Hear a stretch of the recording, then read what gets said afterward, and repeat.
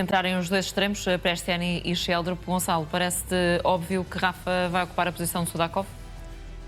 Deixa-me só, antes de entrar no tema do Benfica, e faltou-me só acrescentar uma questão que pode ser a resposta para aquilo que aconteceu com o Suárez. Por vezes os jogadores ficam na azia quando percebem que não vão ser titulares. Pode ter sido isso. Perceber que o Yanni dizia ser titular e estava ali com uma azia desgraçada. Ou o Rafael Mel. E a resposta foi nesse sentido. Por isso, pode também ter sido por aí. Só para encerrar esse tema. Relativamente a abrir o dossiê Benfica, o Prestiani e o Sheldrup foram aqueles que mais valorizaram da época passada em função da baixa expectativa que existia sobre os jogadores e da resposta de performance que eles acabaram por ter em toda a temporada. Agora, eu vejo, respondendo à tua questão que estavas a colocar ao Paulo, vejo muito difícil o Marco Silva deixar cair já o Sudakov. É verdade que ele tem estado abaixo daquilo que ele pode dar. É a tua opinião? Tem alguma informação? Não, a minha opinião. Eu não faço a mínima ideia quem vai jogar, não sei, faço a mínima ideia. Nem procuro saber, aliás, jogar. Acho que as equipas, eu gosto verdadeiramente de ser surpreendido nos 11 e tentar perceber o porquê que levaria o Marco Silva a empurrar o Rafa para o meio. De várias circunstâncias. Portanto, vamos colocar aqui os dois cenários, como eu não faço a mínima ideia. O Hartz, e já fizemos a análise do Hartz aqui, tendo em conta que mudou de treinador, tendo em conta que mudou da identidade e mudou o modelo de jogo, e é uma equipa que não tem jogadores com qualidade suficiente para jogar em ataque continuado, insiste nesse jogar, pode querer convidar algumas vezes o Hartz a subir, e o Rafa é fortíssimo no ataque à profundidade. Porém, também o pode fazer nos corredores laterais e, portanto, sendo extremo, também o pode fazer de fora para dentro. Portanto, não me parece que a decisão seja tanto por aí.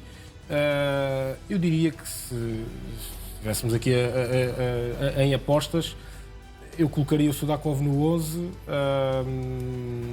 e quem é que não colocarias? O Prestiani, porventura. Portanto, continuava Rafa à direita como tem estado nos últimos jogos? Sim, o Rafa à direita, o Sheldrup à esquerda, o Pavlidis na frente, o Sudakov nas costas. Falta perceber como é que está o Orsnes. Aparentemente não está assim o Orsnes tão bem. não joga. E Está fora. Está com uma gastroenterite. Portanto, com uma gastroenterite. Está fora do convocatório. Ficou fora da convocatória mesmo? Sim, ficou fora da convocatória. Essa parte não sabia. Marco Silva confirmou ontem, sim. Ok, pronto, não sabia. Estando fora da convocatória, a minha dúvida era, se estivesse dentro da convocatória, qual dos dois cairia, se era Barrenetxea ou Barreiro, mas porventura Barrenetxea, o que significa que podemos ter um duplo pivô defensivo, por exemplo, ainda há Rios, o que significa que nenhum destes, Barreiro, Orsnes e Rios, é um 6, é mais o Barrenetxea. Por outro lado, estes três que eu falei em primeiro lugar têm mais qualidade do que o Enzo Barrenetxea. E enquanto não há palhinha... Eu acho que o Rios também vai jogar. Neste jogo? Portanto, não joga Barrenetxea? Sim. Joga Rios e Barreiro. Já tenho mais dúvidas, mas... O Rios e o Barrenetxea. O Rios acho que vai jogar.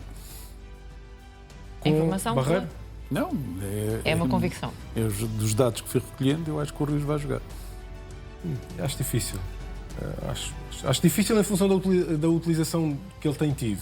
Mas pode acontecer. Ele chegou mais tarde também, mas chegou mais tarde, segundo as informações que foram saindo em excelentes condições físicas. Já jogou agora, entrou bem com o St. Gallen e, portanto, acho que dá uma capacidade física àquele meio campo bastante diferente da de Barreiro. Sim, sendo que ele entrou um bocado como o Luque Bacchio. Deram boa resposta, mas entraram já, a equipa estava, o adversário, o St. Gallen, em inferioridade numérica. Também dar essa margem de manobra. Mas, independentemente dessa questão, acho que a mais fundamental é perceber a questão Sudakov. Não acredito que seja para deixar cair, e até digo mais. Se não jogar a titular nesta partida, se calhar está a ser pensado a ser titular daqui a 3 dias. E, portanto, para iniciar a época... Sim, porque depois também há essa questão, não é, Paulo? É a questão da densidade competitiva. O Benfica vai ter um mês de agosto tremendo do ponto de vista da densidade competitiva, precisamente. Vai ter jogos de poucos em poucos dias. Também admites que possa, nesse sentido, possam ser geridas essas opções da frente de ataque entre jogos do campeonato e jogos das eliminatórias da Liga Europa? Não creio que vá haver muitas mudanças. Eu acho que porque O Marco Silva tem noção de que no campeonato tem que ganhar estes primeiros jogos. Já o jogo da terceira jornada foi adiado para permitir jogar no play-off, se o Benfica lá chegar como todos esperam, sem grandes problemas. E, portanto, estes 3 jogos de campeonato têm ou estes 2, porque o outro acho que é logo no dia 1 ou 2 de setembro, têm de ser para ganhar. E depois há estes jogos ainda da Liga Europa, portanto não pode haver aqui muitas oscilações sobre o rendimento da equipa, têm de jogar aqueles que estão melhor. E portanto não creio que Marco Silva vá fazer grandes experiências, vão jogar aqueles que estão bem e aqueles que estão melhor, e por isso, porque ele, como dizia ontem, o importante é ganhar. E acho que o Benfica, um dos problemas da época passada foi exatamente ter começado mal a não ganhar desde o início, e depois viu-se que muita falta lhe fizeram pontos que desperdiçou na primeira volta, porque na segunda volta até fez mais pontos do que todos os outros.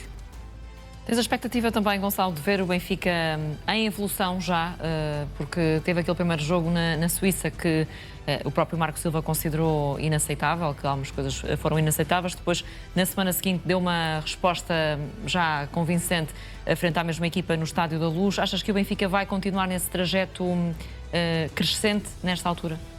Tem de continuar e é obrigatório que continue, sendo que também é normal que aconteça. Porquê? Porque se nós compararmos e contrastarmos com a maioria das equipas que ainda não iniciou competições oficiais, o Porto já iniciou, por exemplo, o Rennes também, mas o Benfica já iniciou há algum tempo e, portanto, é quase iniciar a época oficial em pré-temporada. Portanto, há a normalidade de afinar algumas coisas já com a competição a decorrer, não é o que os treinadores normalmente desejam, mas é normal que a máquina comece a ser afinada nesse sentido, até porque no processo defensivo é muito fácil tu conseguires fazer os jogadores comprar a ideia e fazê-los interpretar a ideia. No processo ofensivo, por muito bem que eles a percebam, requer repetição. Portanto, tens que fazer 1, 2, 3, 10, 20, 30. Só se chega ao tal jogar de olhos fechados, nomeadamente em ataque continuado, na repetição. Portanto, há um entendimento já grande dos próprios jogadores e da tomada de decisão dos jogadores, que por muito padronizado que tu queiras fazer o jogo, não é passa a publicidade PlayStation e, portanto, aqui a ideia é... Agora podem enviar umas para os meus filhos. Aqui a ideia não é padronizar tanto o jogo ofensivo quando tu estás em ataque posicional. É dares a melhor informação para os jogadores contra adversários em bloco baixo, tomarem boas decisões naquela altura. E essas boas decisões, muitas das vezes, têm a ver com aqueles que não têm bola. E por isso é que é o tal conhecimento de jogar de olhos fechados, que é o portador da bola, já sabe que vai ter um homem nas costas a cortar e a aparecer nas costas da linha defensiva. E isso, com a repetição em treino e em jogo, vai-se alcançar. Portanto, é normal que a máquina vá sendo afinada. Muito bem, vamos agora também avançar com uma outra notícia, esta que diz respeito ao mercado de transferências, porque Richard Rios pode estar a caminho do Newcastle. É uma informação que está a ser avançada pelo portal Diário de Transferências e que dá conta de que o médio do Benfica pode ser a solução escolhida pelo Newcastle para colmatar a saída de Bruno Guimarães, que vai sair também neste mercado de transferências. Paulo, parece-te que é viável que efetivamente possa ser Richard Rios o escolhido pelo Newcastle? É assim, o Newcastle, quando escolher, pode escolher quem quiser, como eu disse aqui de manhã. O Newcastle é detido A questão do dinheiro não é problema, não é? pelo Fundo Soberano da Arábia Saudita. Inclusivamente, o treinador do Al Ittihad é agora o novo treinador do Newcastle, depois de muitos anos ter sido orientado pelo britânico Eddie Howe. Portanto, também tem que respeitar o fair play financeiro. Sim, mas venderam o Bruno Guimarães por 87 milhões e meio de euros. Portanto, ainda até ontem ainda se falava-se da possibilidade de olharem para Victor Froholt, inclusive pagarem a cláusula de rescisão, que são de 85 milhões. Também já lá vamos, por isso agora estamos portanto, a focar-nos mais É uma questão de realmente agora, enquanto o mercado estiver aberto, eu acho que os principais jogadores dos 3 grandes porque o Braga penso que tem a sua estrutura mais ou menos definida, mas os três grandes em Portugal não podem estar tranquilos em relação a nenhum jogador, porque qualquer destes clubes, na Primeira Liga, em Espanha ou na Alemanha, pode chegar, ou Paris Saint-Germain, pode chegar e levar um jogador por valores destes. Sendo que no caso e o Benfica, de Richard Rios, 50, 60 milhões de euros, é óbvio que o Benfica vende. Eu estive a confirmar no caso de jogadores. Richard Rios, a cláusula de rescisão é de 100 milhões de euros. O Benfica tem aqui um pouco mais de margem do que o Futebol Clube do Porto, no caso de Verholt, mas o que é que seria um valor pelo qual parece que o Benfica negociaria Richard Rios? Eu acho que o Benfica por 50 milhões iria ceder o Richard Metade Rios. do valor da cláusula. Mas nas calmas. Até iriam levá-lo com um embrulhozinho de lacinho e tudo, porque realmente é um grande negócio. Porque quer dizer, os clubes hoje em Portugal fazerem negócios de 50 milhões, não é que nós parece que agora falamos em 50 milhões, parece que estamos a falar de trocos. 50 milhões para um clube português é muito dinheiro. É óbvio que também isto significa que não são, nem tudo é mais-valias, porque o Benfica investiu bastante em Richard Rios.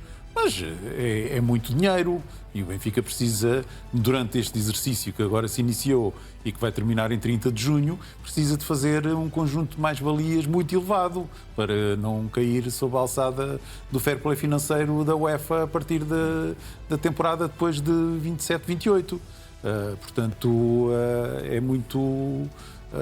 há que terem atenção muitos fatores e por isso mesmo o Benfica tem vários jogadores que têm urgência em dispensar, que não são considerados essenciais nem importantes para o treinador e que pesam quer em termos de vencimentos, quer e que podem, no fundo, render algumas verbas importantes ainda para o Benfica. Se vender aqui um por 15, outro por 20, mas se fizer uma venda destas por 50 milhões ou 60, pronto, tem o problema resolvido, inclusive, estamos a 50 milhões, estamos a falar de praticamente a participação na Liga dos Campeões. Que é aquilo que o Benfica e não se calhar tem. impede o Benfica de vender outros jogadores mais não tem esta época, não é? e se vendesse um jogador como o Richard Rios, muito provavelmente se calhar conseguiria sobrar algum dos outros se quiserem ficar, porque se os jogadores quando querem sair há sempre esse problema. Difícil, claro.